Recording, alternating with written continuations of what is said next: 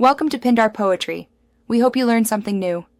You start by getting the exact shareable Google form link. Open your form, choose Send, then the link icon, copy the address into your clipboard. Make sure responses are allowed and the form's sharing settings match your audience, otherwise the QR will point to a locked resource. Once done, paste the link into a new browser tab so you can open the live form. This immediate step prevents creating a QR for a draft or restricted form and saves rework later.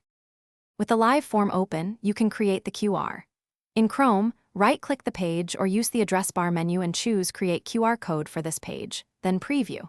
Alternatively, paste the copied link into any QR generator, select file type and size, and generate. Adjust resolution so scans work across print and screens. Choose PNG for easy use or SVG for sharp scaling.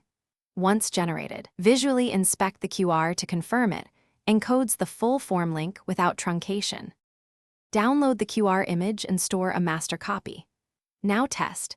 Scan with 2 different devices and open the QR result to confirm it loads the live form and shows the expected response screen.